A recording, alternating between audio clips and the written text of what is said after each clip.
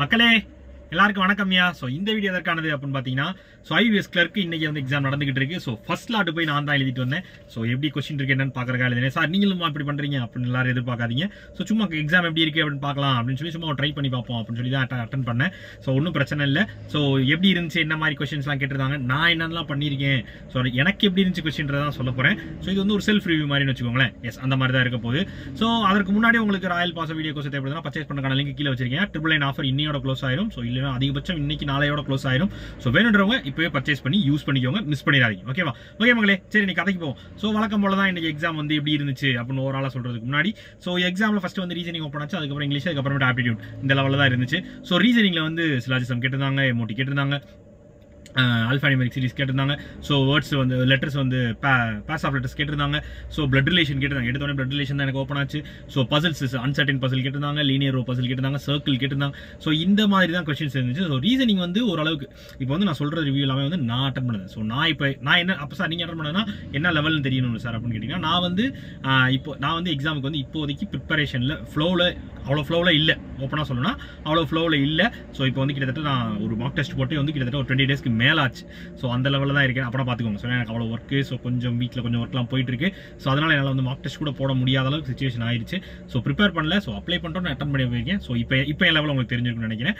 So ஓரளவுக்கு ப்ரிப்பரேஷனே இல்லாமல் ஒரு எப்படி சொல்கிறது, ஒரு ஆவரேஜுக்கும் கொஞ்சம் கம்மியாகவே வச்சுக்கோங்களேன், அந்த லெவலில் வச்சுக்கலாம். சரியா?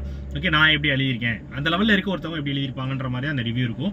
ஸோ ரீசனிங்கில் வந்து நீங்கள் நார்மலாக நீங்கள் ரெகுலராக ப்ரிப்பரேஷனில் இருக்கீங்க, கரெக்டாக ஃப்ளோவில் இருக்கீங்க, எல்லா கொஸ்டினுமே நார்மலாக ரொம்ப ஈஸியாக தான் இருந்துச்சு. ஸோ ரீசனிங்கில் வந்து எல்லா கொஸ்டினும் வந்து ஈஸியாக தான் இருந்துச்சு. நீங்கள் கண்டிப்பாக 30 வரையும் போடலாம். ஸோ நான் 26 போட்டேன், 25 போட்டேன். ஸோ நீங்கள் 30+ வந்து தாராளமாக போடலாம். சரியா? வந்து நான் சொல்கிற லெவலுக்கும் நார்மலாக ப்ரிப்பேர் பண்ணுறவங்க ஒரு 30+ தாராளமாக போடலாம் ரீசனிங்.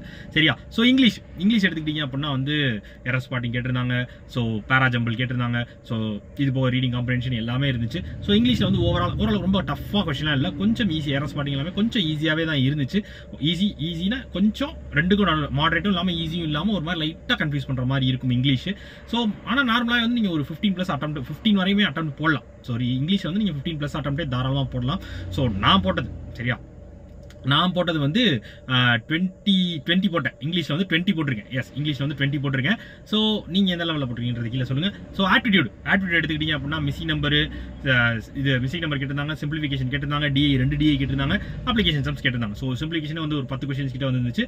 ஸோ மிஸ்ஸிங் நம்பர் ஒரு 5-15. ஸோ ரெண்டு டிஐ கேட்டிருந்தாங்க. ஸோ ரெண்டு டிஐமே ஈஸி தான். ஒரு டேபிள் டிஐ ஒன்று கேட்டிருந்தாங்க, ஒரு பார் டிஐ ஒன்று கேட்டிருந்தாங்க. ஸோ டிஐ வந்து ஓரளவுக்கு மாடரேட் கூட இல்லை, கொஞ்சம் ஈஸி லெவலில் தான் இருந்துச்சு. ஸோ டிஐயும் நல்லபடியாக பண்ணலாம். நீங்கள் அப்ளிகேஷன் சம் பண்ணலை, நான் வந்து டிஐ சிம்பிளிஃபிகேஷன் மட்டும் மிஸ்ஸிங் நம்பர் மட்டும் தான் பண்ணேன் அப்படின்னீங்கனாலே நீங்கள் வந்து 20+ அட்டெம்ப்ட் போட்டலாம். சரியா? ஸோ நான் 25 போட்டேன். ஸோ 20+ அட்டெம்ப்ட் போடலாம் ஆப்டிடியூட்லையும். சரியா? ஸோ இந்த லெவலில் தான் கொஸ்டின் இருந்திருக்கு. ஸோ நீங்கள் எந்தெந்த மாதிரி அட்டன் பண்ணீங்க, எந்த லெவலில் அட்டன் பண்ணீங்க அப்படின்றத கீழே கமெண்ட்டில் சொல்லுங்கள். ஸோ ஓவரால் அட்டெம்ப்ட் என்ன அப்படின்னு கேட்டிங்கன்னா, ஸோ ஓவராலாக என்னைய மாதிரி ஒரு லெவலில் இருக்க அவங்களோட நார்மல் அட்டெம்ப்டே வந்து 70. சரியா? ஸோ நீங்கள் அப்போனா நான் கம்மியாக போட்டிருக்கேன் சார், அப்போ நான் அப்புறம் வீக்காக இருக்கேன் அப்படிலாம் கிடையாது. ஸோ நீங்கள் அக்யூரேசி மெயின்டைன் பண்ணியிருக்கீங்க அப்படின்னா நீங்கள் 17 அட்டெம்ப்டே வந்து நல்ல அட்டெம்ப்டாக தான் இருக்கும். ஸோ 70க்கு கம்மியாக இருந்தாலும் பயப்பட வேண்டாம். ஸோ நார்மலைசேஷன் இருக்குது, எல்லாமே இருக்க போகுது. ஸோ நீங்கள் அதுக்கு ஏற்ற மாதிரி தான் எக்ஸாம் உங்களுக்கு இருக்க போகுது. ஸோ பயப்படாமல் தைரியமாக போய் எக்ஸாம் அட்டன் பண்ணுங்கள். ஸோ இது வந்து ஒரு ரிவ்யூ, சின்னதாக எந்த மாதிரி இருந்துச்சு நீங்கள் தெரிஞ்சுக்கிறதுக்கான ஒரு வீடியோ தான். ஸோ இந்த லெவலில் தான் என் கொஸ்டின் இருந்திருக்கு. ஸோ அடுத்தடுத்த ஸ்லாட் ரிவ்யூ அடுத்தடுத்த வீடியோஸில் பார்க்கலாம். ஸோ இந்த ஸ்லாட் எப்படி பண்ணீங்கன்றதை கீழே கமெண்ட்டில் சொல்லுங்கள். சரியா?